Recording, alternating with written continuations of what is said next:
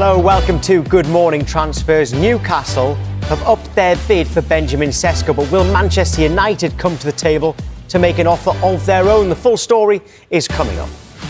Darwin Núñez was in action for Liverpool last night, despite his future at the club being uncertain, as AC Milan make an approach to sign him. Chelsea have spent big already this month. It looks like they aren't done yet. Could we see Alejandro Garnacho make the move to the capital? And David Moyes made it clear he needs signings before the season starts. News on their attempts to sign Keenan Dewsbury-Hall and Tyler Diblin.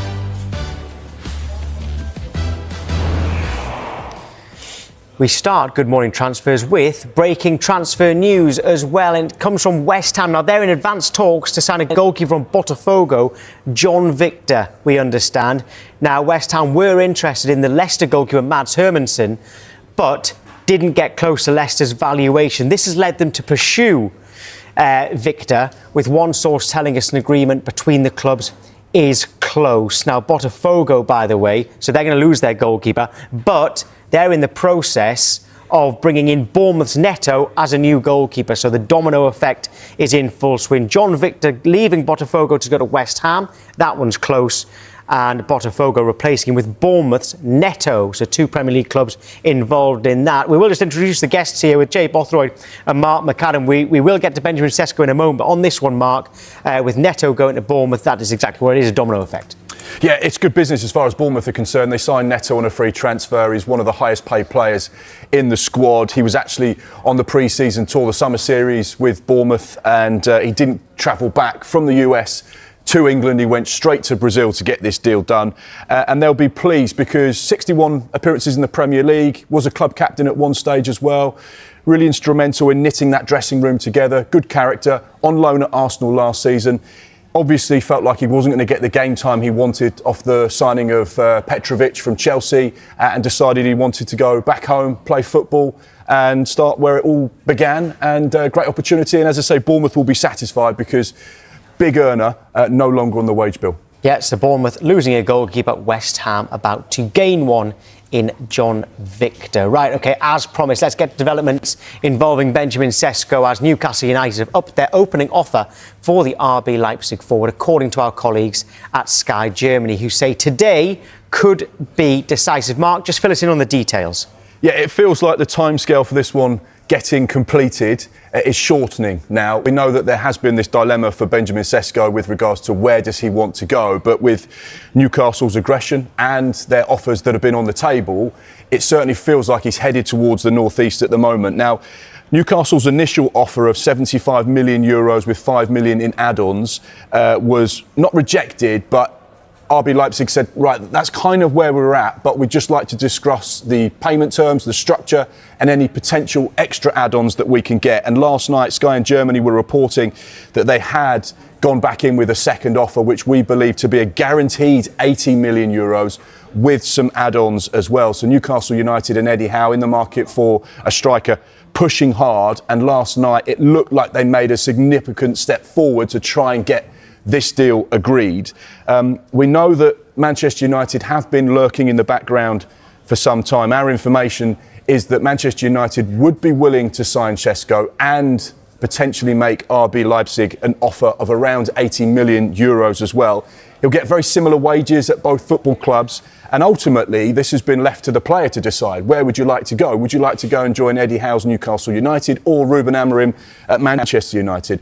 But in the early stages of this deal, it's been Newcastle that have been making all of the significant steps to try and get the player and convince the player that he has a long, strong and positive future in the Premier League, but in the North East. Be interesting to see what Manchester United do, but it certainly feels like today is going to be a significant day with movement on this particular deal. I don't think by Thursday or Friday we'll be talking about where is Benjamin Sesko going. I think we're going to know very soon. Right, Jay Bothroyd, welcome. Let's start with the Newcastle side of things and then move on to Manchester United. If Isak goes, is he the perfect replacement? Yeah, I think it would be a great signing. I really like the way he plays.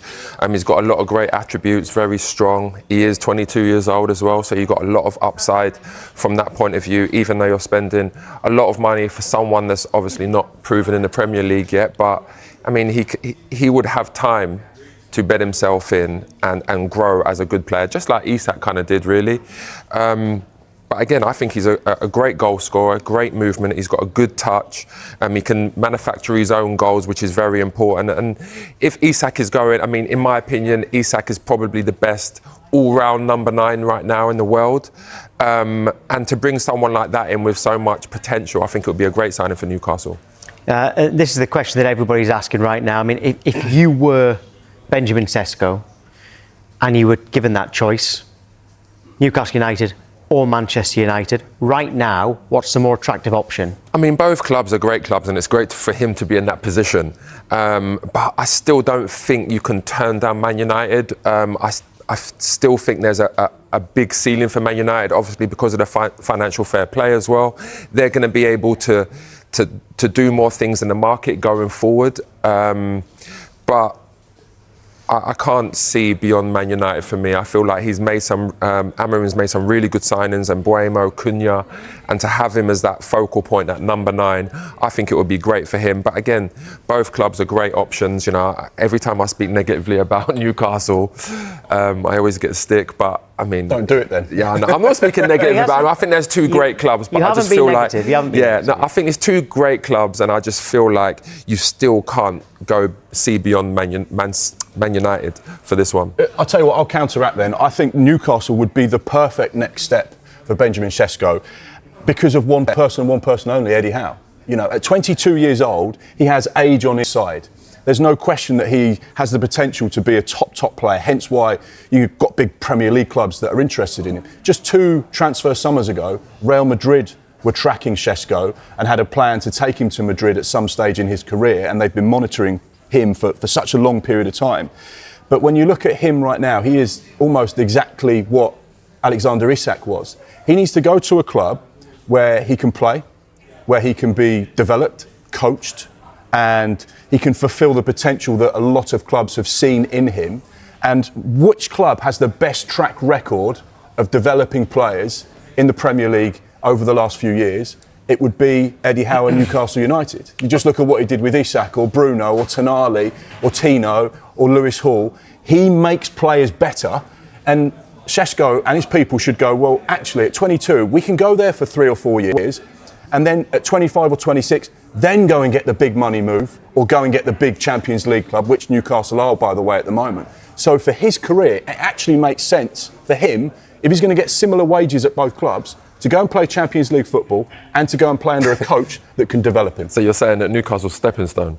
I'm not saying it's a stepping stone. I'm saying for him right now, that would be the next best step. No, I would. You started on me already. He was getting Newcastle fans on his side. I know exactly. And kind of said stepping stone. I just feel like, I mean, obviously, if Man United was to go and improve, Amarim was to get them being successful, playing the way he wants them to play, a club like Man United is that next step, right? So I feel like if it's going to be a club like that, then you might as well go there now and try and help build it and be that number 9, because he's going to play week in, week out. There's no doubt about that, because obviously Amarim don't really fancy Højlund. We see that last year. He didn't play much even when he was fit.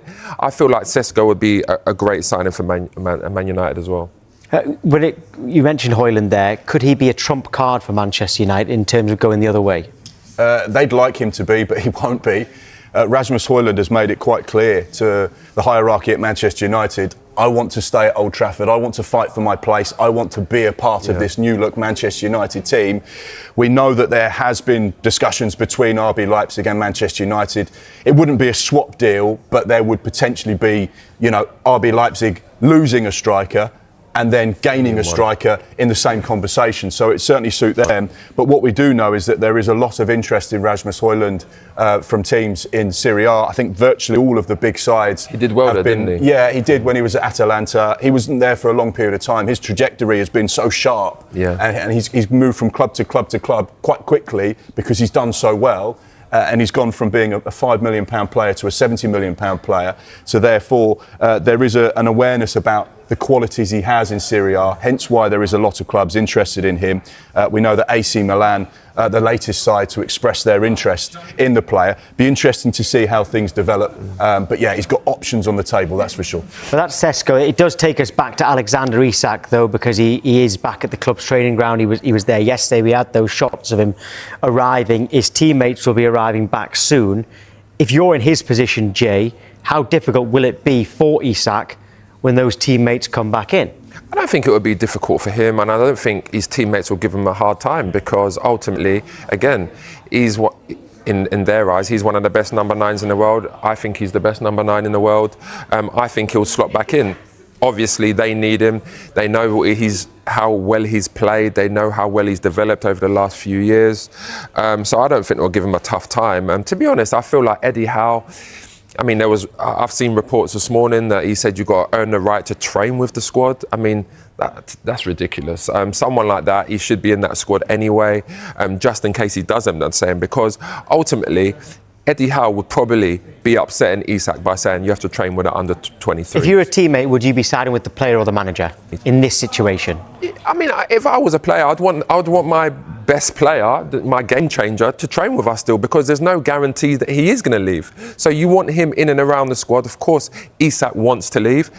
It seems like Newcastle want to sign him, even though we're exploring other options. But ultimately, I think that the players will welcome him, and he's going to go in there and be professional as well. Does he not have to set a precedent? The manager has to say, look, these are the rules of this football club.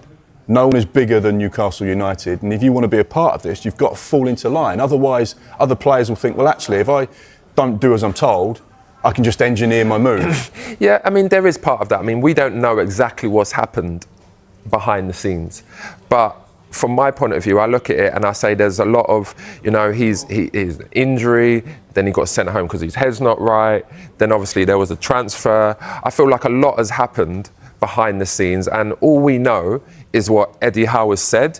And in this day and age of football, the manager's always right. That's the thing, the manager can't be wrong. So I feel like it's a difficult one, but I think that Isak's been fairly professional, even though he went to Real Sociedad and started training, and they had knowledge of that, even though Eddie Howe didn't. But again, I feel like his teammates will welcome him back, because he's one of the best players in the world. Right, now to Everton, and their manager David Moyes thinks that they need 5 or 6 players in addition to the 4 signings they've already made this summer. Let's head to Everton's training ground and speak to our reporter Alan Irwin. Alan, good morning to you. First of all, what's the latest with the Chelsea midfielder Keenan Dewsbury-Hall and his possible move up there to Everton? Yeah, morning, Tom. Yeah, you're absolutely spot on as well. First of all, in your assessment from David Moyes, he's been clear in his assessments of the squad throughout the summer, really, following the end of last season, that he does need major new recruits, because there is a real lack of strength in depth in the Everton squad. But they're addressing that situation, and they have brought in 4 new players prior to this latest arrival, which should go through, and that is Keenan Dewsbury-Hall, coming in from Chelsea, where he really struggled for game time last season. Only figured in a couple of Premier League games, the 26-year-old. OK, he did get plenty of game time in their Europa Conference League run to the final and picking up that trophy. But as far as Everton are concerned, he would be an important acquisition. Now, the clubs have agreed a fee of around about £24 million, with £3 to £4 million in add-ons. What's next is the personal terms and the medical, which Everton hope will go through over the course of the next 48 hours or so. David Moyes is clear that he wants a couple of central midfielders and a couple of wide players as well. It was fairly clear in the Premier League Summer Series over in America that Everton were struggling in terms of squad depth. The other clubs involved, those other 3 clubs, were all able to make about 10 changes, virtually a full team in the second half of those games. The maximum Everton could do really was 5 or 6 players, and David Moyes certainly wants up to 10 new players in total. He's managed to bring in 4 so far, if you include Charlie Alcaraz, who was brought in on a permanent deal after his loan expired at the end of the season. Well, you're talking about wide players there. I mean, how exciting is this potential move for the Southampton winger Tyler Dibbling. Yeah, Everton have had a second bid rejected, and it's a substantial bid as well. The initial bid of £27 million last week was rejected outright by Southampton. Now, Everton went back fairly quickly with a second bid for the 19-year-old of £35 million plus around about £8 million in add-ons. Now, that is quite a substantial total for a 19-year-old who's not played that much Premier League football. A very exciting prospect, as you say, and Everton seem determined to get their man, but will they go any higher than that £43 million that has been rejected by Southampton? Now, Everton fans know that is an area that they need to improve upon, having lost a number of players in those wide positions last season. Everton certainly would want to bring in Tyler Dibbling. Unless Southampton are playing hardball, then Everton will turn their attention elsewhere. But the squad is being strengthened with that acquisition that should go through for Keenan Dewsbury-Hall, the central midfielder. And if Tyler Dibbling can be brought in alongside him, then David Moyes will still want another 3 or 4 players before the season gets underway with Everton's first game, Monday Night Football, away at Leeds United. Everybody around the club is very much aware, and David Moyes has made it clear, we need bodies in, and we need them before the big kick-off. Yeah, it looks like they are trying hard. Alan, thank you. Yeah, we do understand there's also interest in Wilfred Ndidi from Leicester as well. Right, Mark, David Moyes made it clear he needs more signings, and a lot of them. Do you agree? Yeah, certainly looking at the squad list at the moment, this is obviously, it's supposed to be an exciting summer for Everton as they get ready for their brand new stadium. Obviously, David Moyes back at the club as well, so there's a feel-good factor, particularly with the way they finished the campaign. But he has said quite publicly they have struggled to get deals over the line, and for some reason, players have just not wanted to go to Everton at the moment, which almost baffles me because they're such a huge club and it's such a special place to go and play football. Tyler Dibbling, I really like, having watched him a lot down on the South Coast. I think he's an outstanding player with huge potential. Only a couple of Premier League goals last season. I was at the game where he scored against Ipswich, and you could see the type of quality he has in and around the box. Technically so gifted, great feet as well, with a great awareness. And it just reminds me of the time when David Moyes signed Jarrod Bowen from Hull, young player who he's turned into a Premier League star. And maybe David sees some similar attributes and says to Tyler Dibbling, look, I can make you even better. I believe in you so much. He's only 19 years old. There's been a lot of interest. And Keenan Dewsbury-Hall, again, outstanding for Leicester City. In that season, they got promoted under Enzo Maresca. Didn't get the game time at Chelsea. But someone with potential as well to develop and improve. He's 26. But yeah, you can see why they're looking for players. They need players in attacking positions. They need players through midfield. Defensively, they look quite solid, but certainly through the final thirds, they need to add bodies and they need to add quality as well. And Jay, Kieran Dewsbury-Hall and Tyler Dibbling, is that the quality that Everton should be looking for? Yeah, definitely. I would say with Dibbling, I really liked Dibbling. Early on in his Southampton career, he showed a lot of potential. He's got similarities to Grealish early on in his career, even wears his socks the same way. But now he needs to show that consistency. And I know he's 19 years old, but he's got all the talent in the world. He's great at carrying the ball, like you said. But having someone like David Moyes potentially could definitely elevate his development as a player. And then on Dewsbury-Hall, I think he's a really good player. He's just been starved of minutes at Chelsea just because the players that are in front of him are doing so well. It's hard to get them out the side. I always say that when you go to a club, yeah, you want to go to a big club, but you need the pathway to play. And at Chelsea, he has not had that at all. So it's a great move for him. Again, Everton are a huge club. They're moving into a great new stadium. I can't understand why more players ain't wanting to go there, to be honest. Right, well, they are trying to get players in, and we will keep you across everything here on Sky Sports News. Now, transfer news reaching us all the time, actually, from the Championship now, because Oxford United have announced the signing of Tottenham Hotspur striker Will Lancashire. That is on a season-long loan. Right, still to come, could Mark Gahey leave Crystal Palace? We'll discuss that and Chelsea's transfer business next.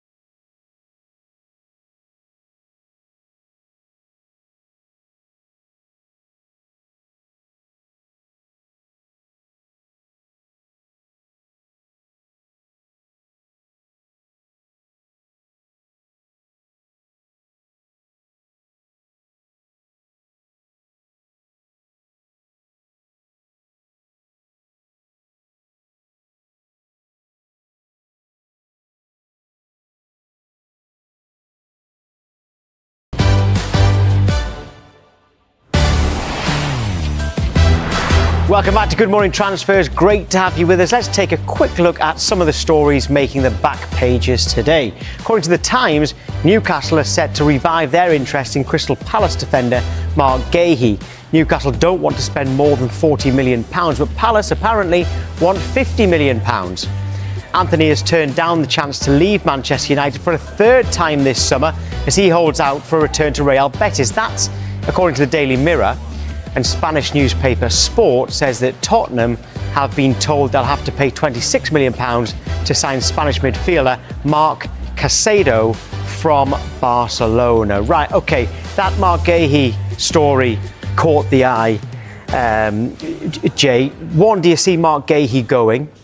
We know Newcastle want a centre-back, but we've also been working out that maybe Liverpool need a centre-back. Yeah. Does he suit both clubs? Well, and others too. Yeah, definitely. I think more so Liverpool, to be honest, because Newcastle have centre-backs. Obviously, they got Dan Burn, Shaw, Botman. Lascelles is still there. Lascelles is still there. But when you look at Liverpool, I don't know if there's any youth players coming through, but they've got Konate and, of course, Van Dijk. And if you're going to... Gomez. But if you're going to compete in all competitions, you need more depth, especially at the back. I always say that, yes, forwards, wingers, they win games, but it's the defences that win titles. And that's what they've had, to be fair. Liverpool, they've been pretty solid. They haven't had many injuries, especially to Van Dijk since his bad injury a few years back. And then with Konate, when he was out, they had Quansah come in, but obviously he's left now. So I think it would be a better move for Gay to go to Liverpool. Obviously, they're champions as well.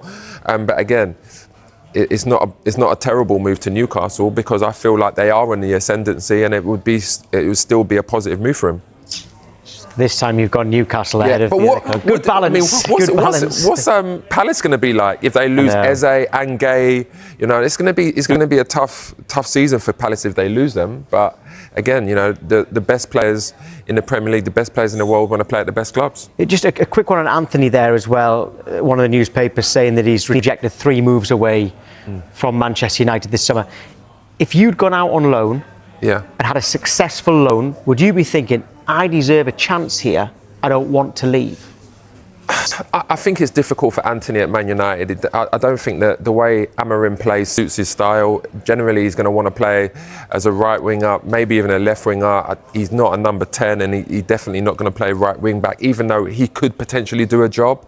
I feel like maybe these clubs that he's turned down have been suggested by Man United and said, listen, you can go here. But the move hasn't suited him. And I always say that after a successful loan season, you have to go to the club that suits you, suits your style. And I don't think that's been that for him. And I feel like that's the case. It's not, he's being arrogant and turned it down for whatever reason. I just don't feel like the system at these clubs have suited him. And he feels that maybe he can go to a bigger club off the back of last season's loan. Well, let's get to Chelsea then. They've spent over £250 million already this summer. They're not done yet. Right, Mark? More than just a little bit of interest in Xavi Simons and Alejandro Garnacho.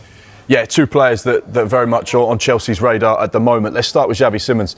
Someone, I don't know, but it feels like we've been aware of him for so many years. Maybe because he was at PSG, maybe because of the profile of player. Instagram. It feels like we've been aware of him. He's only 22 years old, but has he quite fulfilled that potential that Instagram thought he would when he was a youngster? I don't know. He's got 2 years left on his RB Leipzig contract. We know that Chelsea are interested in him. Obviously came through PSG. One of those players that has so much potential. We know that Chelsea have been in talks with RB Leipzig about a potential deal, but as of yet there's been no formal offer from Chelsea. He wasn't in the squad at the weekend against Atalanta, so it certainly points towards him potentially leaving. How he fits into that Chelsea side when they're stocked in every single position, I don't know, which leads you on to Alejandro Garnacho as well. We know that he has expressed an interest in staying in the Premier League. There hasn't been a huge amount of interest from other sides other than Chelsea, but there has been talks with Manchester United. I think the key thing here is going to be money. Manchester United are going to want to get top dollar for a player that they feel is potentially one of the best players in the Premier League on his day and could develop into being a top player. So it'd be interesting to see where Chelsea's offer is to Manchester United for one of the players that they want to try and get maximum value for. But yeah, it's going to have knock-on effect at the other players at Chelsea. But yeah, 2 players potentially on the radar of Chelsea. I'd be surprised if they didn't get both of them. It certainly feels like that's the direction of travel at the moment. And then once again, they'll try and sell to manipulate and make sure that they respect the PSR rules. Jake, can they fit them both in at Chelsea? When it comes to Xavi Simons, it's going to be an expensive backup because obviously he plays in a role that Cole Palmer's in. But yes, he can play in a few different positions. He had a great Euros, and I feel like that is why teams will be looking at him. But I think, again, it's an expensive backup. When it comes to Garnacho, he's got all the talent in the world. He can play on the left wing, he can play on the right wing, he's scored some important goals. But his attitude's been questionable. And, you know, I've spoken to some people in and around Man United, and they've said he's got, you know, a bad attitude right now. Maybe that's because he's not playing at Man United, because, he clearly thinks he's good enough. But ultimately, he needs to go to a club that gives him the platform to go and play and express himself, but he needs to show a better attitude than what he's been showing so far. But there's no doubt, I feel like Chelsea would be a great landing spot for him. So they might be coming in, but Mark, Chelsea are getting praised for the way they're letting players go too. Yeah, well, you just have to look at Kiernan Dewsbury-Hall, who's going to leave Stamford Bridge for virtually what they paid for him, despite him not playing a great deal last season. The same for Noni Madueke, you know, 30 million to Arsenal, 50 million there, so that's a £20 million profit. The one thing that Chelsea have done really well over the course of the last couple of years under Todd Boehly is they've recycled cash.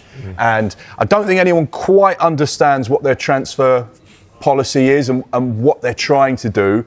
They clearly want to buy good young players that they see value in, with an ambition to either A, get them into the first team, but B, if they don't fulfil that potential, then they obviously believe that they can sell them for more money than what they've paid. So they're actually going to make cash. So it seems almost like there's 2 kind of transfer policies at Chelsea. There's one, we're going to go and put them into the first team, and actually some players they may not actually buy to go in the first team, but they think this is such a good deal that we can actually use this as a part of our business model to make money, because trading in players can earn you a lot of money. You know, one thing I would say about that, everyone says, oh, you know, we can sell players. But ultimately, there's some players there, especially someone like Sterling, that's on huge money. And it's like, Sterling's coming towards the end of his career. He might be looking at it saying, yes, I want to play, but I don't want to take a huge pay cut at the same time. So I feel like with someone like Sterling, it's more difficult to get rid of him. Yes, there's been talks that he might be going to Napoli, but ultimately he's on a big wage, and so are some of them other Chelsea players. So yes, as much as they have assets they can sell, it's that player that's going to the next club that wants to be paid at least the same or more. Yeah, so Raheem Sterling is slightly different because he was signed under Roman Abramovich, so under a different era, and was given a huge contract, which is what they did back then, where they were paying people, you know, top players, £300,000 a week, because that was the going rate. Under Todd Boehly and this new regime at Chelsea, they're paying a lot less in basic wages, but obviously a lot more performance-related add-ons. So they haven't got new players that are on £300,000 a week. They'll be on £100,000 with potential add-ons that could generate huge income, but it's based on individual and collective success. Another player worth mentioning, Nicholas Jackson. It feels like with the signing of João Pedro and Liam Delap that he is a player potentially that is available. And again, Chelsea's price tag is going to be substantial. They paid around 35 million. That was his release clause from La Liga. And now they'll say, well, actually, we can sell him for 70 million and double our money, or 80 million and more than double our money. So that would be seen as really successful business, even though at Chelsea, he may not be seen as a huge success because of goals or game time. They'd say, well, actually, that was a really good business decision, which feels like a lot of what Chelsea do. There's a number of players. When you look at some of the players they've already sold, Noni Madueke, João Felix, Petrovic, 25 million. There's Kepa that's gone to Arsenal as well. He was earning big money, no longer on the wage bill. Humphreys has gone. And then you look at the players that potentially could leave. This still could be a really successful window for Chelsea. How many years has Jackson got in his contract? Do you know that? Probably about 12. See, this is the When he- thing. when he This is signed, the thing. it So was- Jackson is in a position where he's like, hold on, I've got a contract that's got like, I don't know, let's just say he's got like 6 years on his deal. Yeah.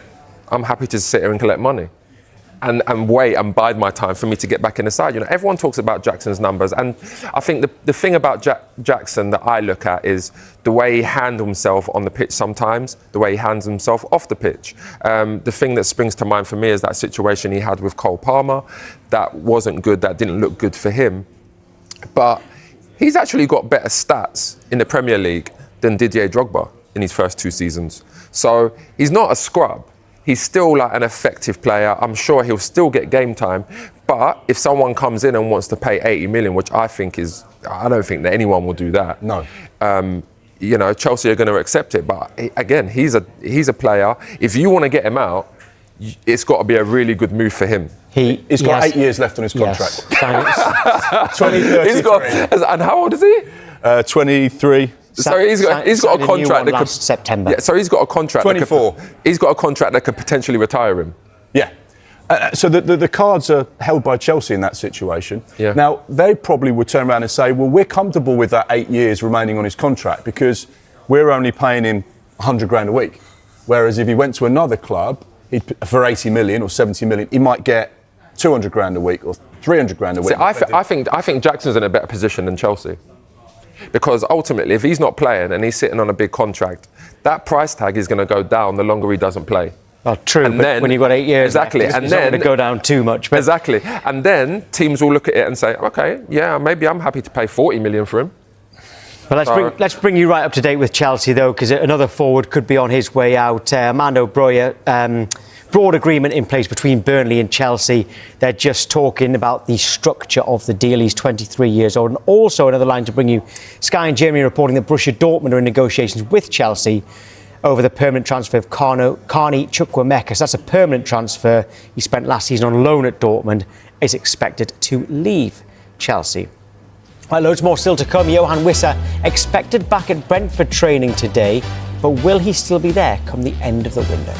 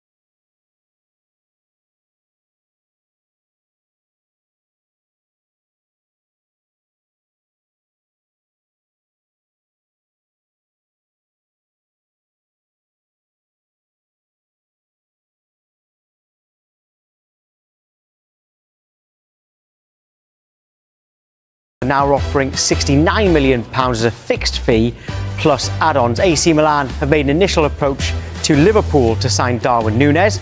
Borussia Dortmund are considering potentially re-signing Jadon Sancho from Manchester United. Manchester City are close to agreeing a new deal with centre-back Ruben Diaz. And Everton have had another offer for Tyler Dibbling rejected by Southampton, worth up to £43 million. They've also agreed a deal with Chelsea to sign Keenan Dewsbury-Hall. Newcastle goalkeeper Martin Dubravka, he's emerged as a primary target for Burnley, and Ipswich Town have agreed a deal in principle with Ajax for forward Chuba Akpom. The deal is a loan with an obligation to buy for £7 million if Ipswich get promoted. He was having a medical yesterday. Right, don't forget you can keep across all the latest information as it happens on our dedicated Transfer Centre blog. Scan that QR code on your screen. It will take you straight there. As promised, to Brentford and Yoane Wissa. Mark, what's the latest with him? Yeah, this has become a little bit of a saga, hasn't it? We know that Newcastle are interested in the player. He wasn't involved over the course of the weekend. And Brentford's stance is quite simple. It's not for sale. You know, you're a key player for us. We don't want to lose you. And if we were to sell you, it'd be at the valuation we put on the player, not what you think you may or may not be worth. He's got 1 year left plus a club option, second year on his contract. He's not been training with the first team since leaving their pre-season tour of Portugal. He is, however, expected to train with the first team today. So it'll be interesting to see what happens over the course of the next sort of 6 hours or so. We'll get some developments here at Sky Sports News about what happened in training today. Clearly, whilst there have been a lot of players that have turned Newcastle United down over this summer, he is someone that is desperate to go to the North East and play for Eddie Howe. Will he get his wish? We'll have to wait and see. Jay, can you see both sides of that argument? Now that Mbeumo's gone, Brentford desperate to keep him, but Wissa wants Champions League football, which Newcastle can offer? Yeah, I can understand that him wanting to go there, but I think the way he's handled this situation is poor. That him saying he's never playing for Brentford again is just ridiculous, because there's no guarantee that he is going to get that move, and then when he has to go back into Brentford and play games, fans are going to be upset with him, the players will be upset with him, and you might say, well, look what Isak's done. Well, Isak's one of the best players in the world. Wissa is not, unfortunately. So for him, he just has to be humble and kind of act like Darwin Núñez is doing. Darwin Núñez has showed a great attitude, even though he is going to be second choice. He could even be third choice if Isak goes there. He's just kept his head down, he's worked hard, he's played the games. And that's what clubs want to see, that's what people want to see, especially when you're not one of the best players in the world. Right, come Brentford to Arsenal then, because they could be set to make a sale. Bundesliga club Stuttgart are in talks over the signing of midfielder Fabio Vieira. Okay, hasn't really worked out for him, Jay, but in terms of what else Arsenal need to do this summer, what else do they need to do? I definitely feel like they need to sign Eze. They need to get over that line. At the moment, I'll probably say Arsenal's business this summer has been a 7 out of 10. Obviously, we've got Goalkeeper in, which, you know, we've been dying out for a number 9 for many years now. But I think that if Arsenal got Eze over the line, then I'd say that's like a 9 out of 10 for a transfer window, because Eze is a fantastic player. He can play in that, you know, Arsenal play 3 in midfield. He can play left of the 3. He can play on left wing sometimes. I've seen him do it for England. But Arsenal, I feel like they need to do some more bits. You know, at the moment they're trying to fast track this Max Dowman. He looks like a fantastic player. But let's not forget Ifon Nwanieri. He's got a contract situation at the moment, but he's one of the best young players in the world. And I feel like they need to sort that out as soon as possible, because he is an absolute talent. Now, I spoke about pathways.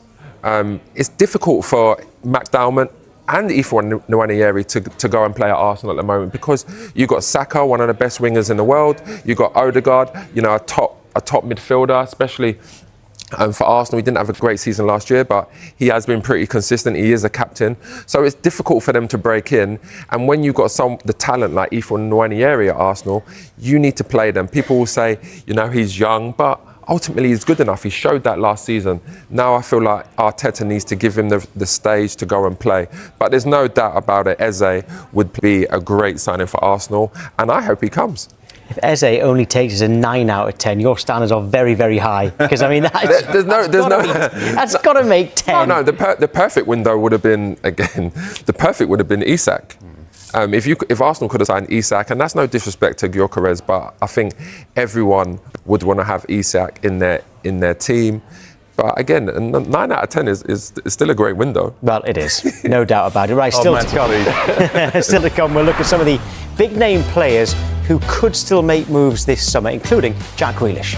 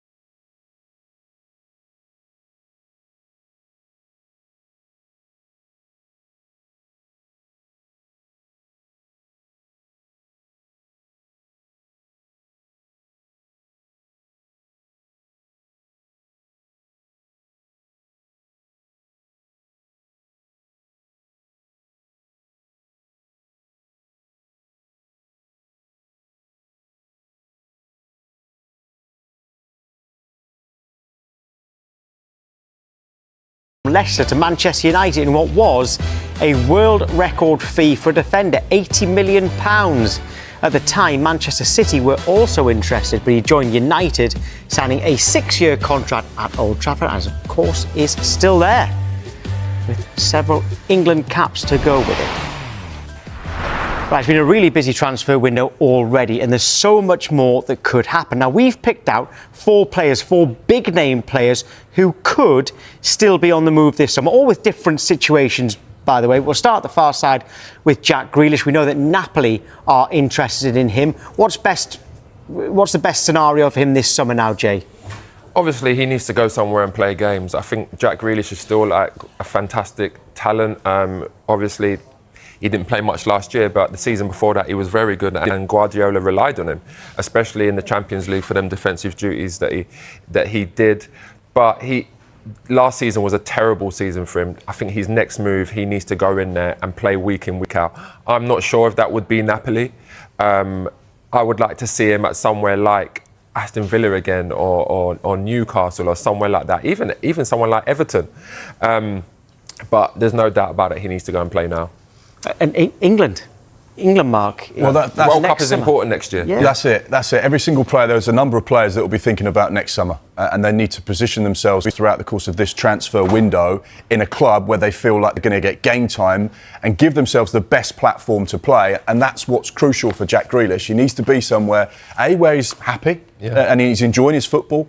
He's 29 years old. He's getting to that stage now where people, his resale value is going to start to fall, and he's on big wages, which is another big issue. You may see Jack Grealish move towards deadline day, the back end of this month, because a lot of teams will be interested, but the financial package that Manchester City want right now will change as you get closer to deadline day, and they'll be thinking, we want to shift the wages off the wage bill. He's not going to get game time here, so therefore we're going to have to accept the next best offer, and ultimately it will be about where Jack feels comfortable. Could see him going abroad as well. A number of teams in Europe would be interested in him. If Manchester City can do a bit of the heavy lifting with his wages, you could see a deal facilitate there. But he'll want to play Champions League, and he'll want to be at a club where he can give himself the best opportunity to be in Thomas Tuchel's squad. And just one more thing there as well. It's not easy adapting in a foreign country as well, especially someone like Italy.